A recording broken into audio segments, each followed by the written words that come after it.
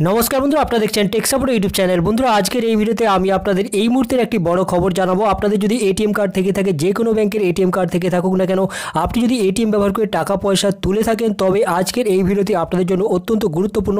তাই এই ভিডিওটিকে শুরু থেকে শেষ পর্যন্ত অবশ্যই দেখবেন। তার আগে বন্ধুরা যারা এখনও পর্যন্ত আমাদের চ্যানেল টেক সাপোর্টকে সাবস্ক্রাইব করেনি, তারা দয়া করে সাবস্ক্রাইব করে নিন আর বেল আইকনটিকে অন করে দিন আর ভিডিওকে এখন একটি লাইক করে দিন। চলুন তাহলে এখন আমরা এই এটিএম সংক্রান্ত গুরুত্বপূর্ণ খবরটি জেনে নিই। বন্ধুরা আজ অর্থাৎ 2রা এপ্রিল মঙ্গলবার সকাল থেকেই এটিএম দিয়ে টাকা তোলার সময় মানুষজন সমস্যায় পড়ছে বলে খবর পাওয়া যাচ্ছে। বর্তমানে এটিএম দিয়ে টাকা পয়সা তোলা আমাদের দৈনন্দিন জীবনে একটি আবশ্যিক বিষয়ে পরিণত হয়েছে। আর সেই টাকা পয়সা তোলার সময় সমস্যা মানে কিন্তু এটি একটি বড় ধরনের সমস্যা।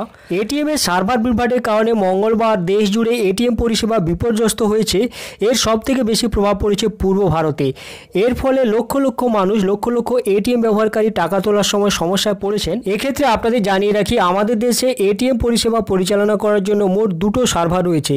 এই সার্ভারগুলো উচ্চ ক্ষমতা সম্পন্ন হয়ে থাকে এবং এদের দামও অত্যাধিক হয়ে থাকে।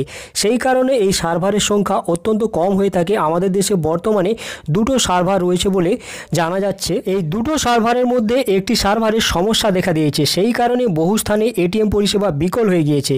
কলকাতায় যে কয়েকটি এটিএম বর্তমানে সচল রয়েছে সেগুলোর সামনে লম্বা লাইন পড়ে গিয়েছে ইতিমধ্যে। অনেক স্থানে এটিএমে ঢুকে মানুষজন যখন টাকা তুলছেন, টাকা তোলার মেসেজ চলে আসছে কিন্তু মেশিন থেকে টাকা বেরোচ্ছে না, অর্থাৎ টাকা ডেবিট হয়ে যাচ্ছে কিন্তু টাকা মানুষের হাতে আসছে না। তাই এখন যদি আপনাদের অত্যন্ত আবশ্যক হয়ে থাকে তবেই আপনারা এটিএম কাউন্টারে গিয়ে টাকা তুলুন, না হলে কিছু সময় অপেক্ষা করুন, কয়েকদিন অপেক্ষা করুন, তারপরই এটিএম ব্যবহার করে টাকা তুলুন। না হলে হয়তো আপনি টাকা তুলতে যাবেন আর টাকা পাবেন না, কিন্তু আপনার অ্যাকাউন্ট থেকে টাকা ডেবিট হয়ে যাবে। আর নিচে কমেন্ট বক্সে অবশ্যই আপনারা কমেন্ট করে জানান আপনাদের এলাকায় এটিএমগুলোর কী অবস্থা রয়েছে, আপনাদের এলাকায় এটিএমগুলো সচল রয়েছে কিনা তা অবশ্যই নিচে কমেন্ট করে জানাবেন। আর এই ভিডিওটি যদি ভালো লাগে তবে এখন একটি লাইক করে দিন, অন্যদের সাথে শেয়ার করে তাদেরকেও জানিয়ে দিন আর আমাদের চ্যানেল টেক সাপোর্টকে সাবস্ক্রাইব করে রেখে দিন। আজকের জন্য এই পর্যন্ত। আমাদের ভিডিওটি দেখার জন্য আপনাকে অসংখ্য ধন্যবাদ।